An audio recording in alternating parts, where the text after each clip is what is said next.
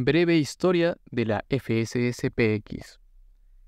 A raíz de las reformas litúrgicas que siguieron al Concilio Vaticano II, el arzobispo emérito Marcel Lefebvre, exobispo de Tulle y superior general de los Padres del Espíritu Santo, fue abordado por varios seminaristas que deseaban formarse con él según las normas preconciliares.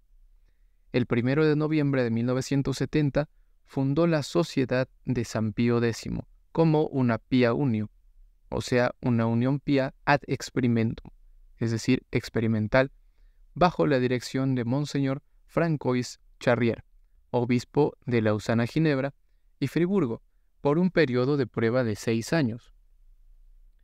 Si después de este periodo el grupo no era sancionado formal y permanentemente, se disolvería. Según los canonistas, una unión pía se describe como una asociación laica sin personalidad jurídica. Aunque la FSSPX afirma que es una sociedad sacerdotal, según sus propios estatutos, la FSSPX no podría incardinar sacerdotes, sino que dependía del ordinario local, Monseñor Charrier, y sus sucesores para realizar esta obra. Monseñor Lefebvre fundó un seminario en Écone, Suiza, y comenzó a formar sacerdotes según el misal romano de 1962. Todo parecía ir bien hasta que, en noviembre de 1974, el Papa Pablo VI envió a 2 visitadores apostólicos para examinar sus actividades. Después de escandalizarse por las declaraciones de estos visitantes, el arzobispo Lefebvre publicó su famosa declaración el 21 de noviembre de 1974. En ella afirmaba: "Nosotros, por otra parte, rechazamos y siempre hemos rechazado seguir a la Roma de las tendencias neomodernistas y neoprotestantes que fueron claramente evidentes en el Concilio Vaticano II y, después del concilio, en todas las reformas que surgieron de él". Monseñor Pierre Mamy, que había sucedido a Charrier en diciembre de 1970, reconoció el espíritu rebelde de Lefebvre, que se manifestó explícitamente en su declaración. Se le pidió a Lefebvre que aclarara o se retractara de esta declaración, pero se negó. Posteriormente, se le advirtió que la FSSPX sería suprimida, pero continuó sin tener en cuenta esta advertencia. El 6 de mayo de 1975, Monseñor Mamy suprimió oficialmente la sociedad, una decisión que Pablo VI apoyó más tarde. A pesar de esta suspensión, Lefebvre continuó en su desobediencia. El 23 de julio de 1976, Lefebvre recibió una suspensión ad divinis por ordenar sacerdotes sin cartas dimisorias, lo que viola directamente el canon 1383, que dice: "El obispo que, contrariamente a lo que proscribe el canon 1015, ordena sin legítimas dimisorias a un no súbdito suyo, se le prohíbe conferir el orden durante 1 año, pero el que ha recibido la ordenación queda ipso facto suspendido del orden recibido". Durante los 12 años siguientes, Lefebvre continuó con esta labor ilegítima sin hacer caso de su suspensión. Mientras tanto, la sede apostólica intentó reconciliarlo con la Iglesia, a pesar de su flagrante desobediencia y rechazo del Concilio Vaticano II. En un momento dado, Lefebvre solicitó permiso a la Santa Sede para consagrar un obispo, lo que Roma consideró siempre que renunciara a su error y se sometiera a la autoridad de la Iglesia. Después de mucha correspondencia, Lefebvre llegó a un acuerdo con Roma el 5 de mayo de 1988.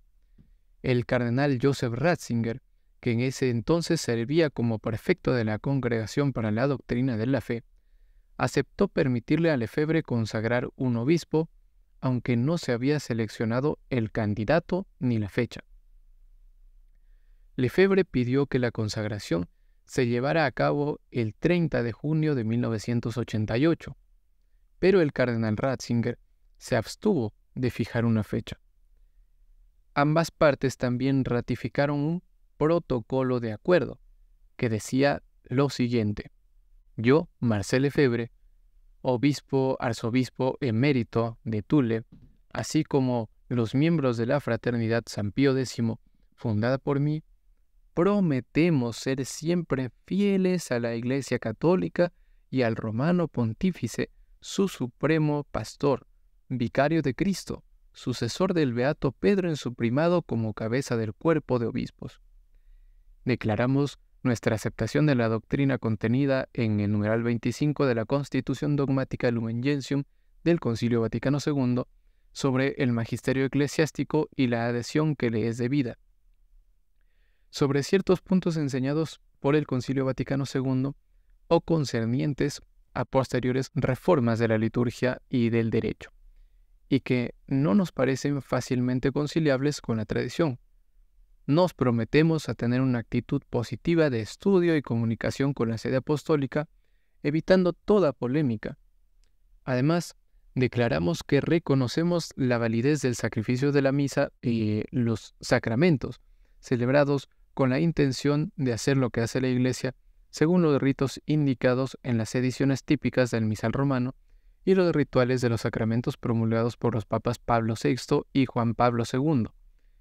Finalmente, prometemos respetar la disciplina común de la Iglesia y las leyes eclesiásticas, especialmente las contenidas en el Código de Derecho Canónico promulgado por el Papa Juan Pablo II, sin prejuicio de la disciplina especial concedida a la sociedad por el derecho particular.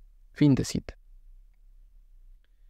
Después de pensarlo más profundamente esa noche y la mañana siguiente, Lefebvre cambió de opinión e inmediatamente procedió a escribir una carta amenazante a Roma, que decía: durante la noche del 5 al 6 de mayo me dije, todo esto es imposible. No puedo aceptar la respuesta de Ratzinger, que evita fijar la fecha de ordenación. Entonces pensé que debía escribir una carta al Papa y a Ratzinger. Si no me concedían la ordenación el 30 de junio, lo haría de todos modos. La mañana del 6 de mayo, escribí la carta y se la envié. El 10 de mayo de 1988, Lefebvre reiteró su amenaza.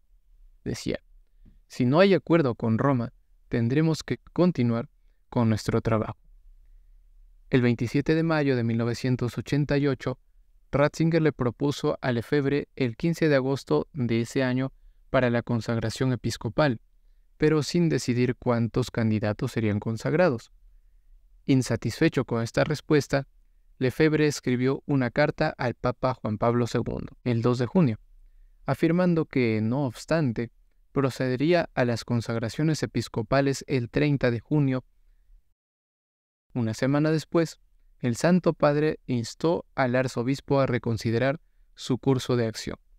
Decía Juan Pablo II: en la carta que me ha enviado parece rechazar todo lo acordado en las conversaciones anteriores, ya que manifiesta claramente su intención de procurar usted mismo los medios para continuar su obra, en particular procediendo en breve y sin mandato apostólico a una o varias ordenaciones episcopales, y esto en flagrante contradicción no solo con las normas del derecho canónico, sino también con el protocolo firmado el 5 de mayo y las indicaciones relativas a este problema contenidas en la carta que el cardenal Ratzinger le escribió por instrucciones mías el 30 de mayo. Con corazón paternal, pero con toda la gravedad que exigen las circunstancias actuales, le exhorto, reverendo hermano, a no embarcarse en una línea que, si persiste en ella, no puede dejar de aparecer como un acto cismático. Fin de cita. El 15 de junio, Lefebvre celebró una conferencia de prensa en la que reiteró su intención de consagrar a 4 obispos el día 30 de ese mes. El 13 de junio, el cardenal Bernardin Gantin, prefecto de la Congregación para los Obispos, lanzó una advertencia canónica formal a Lefebvre. Puesto que el 15 de junio de 1988 usted manifestó su intención de ordenar a 4 sacerdotes para el episcopado sin haber obtenido el mandato del Supremo Pontífice, como lo exige el Canon 1013 del Código de Derecho Canónico, yo mismo le transmito esta advertencia canónica pública, confirmándole que si lleva a cabo su intención como se ha indicado anteriormente, usted mismo y también los obispos ordenados por usted incurrirían ipso facto en excomunión latae sententiae reservada a la sede apostólica según el Canon 1382. El 29 de junio, el cardenal Ratzinger también presionó a Lefebvre para que se abstuviera de proceder con estas consagraciones ilícitas. Por amor a Cristo y a su Iglesia, el Santo Padre os pide con paternal firmeza que partáis hoy hacia Roma sin proceder a las consagraciones episcopales el 30 de junio que habéis anunciado. El 30 de junio de 1988, el arzobispo Marcel Lefebvre y el obispo Castro-Meyer consagraron a 4 obispos contra la voluntad del Santo Padre en Écone, Suiza: Bernard Felley, Bernard Tissier de Mallerais, Richard Williamson y Alfonso de Galarreta. Por este acto, él y los 4 obispos incurrieron ipso facto en excomunión latae sententiae según el Canon 1382, que decía que un obispo que consagra a alguien como obispo sin mandato pontificio y la persona que recibe la consagración de él incurren en excomunión latae sententiae reservada a la sede apostólica.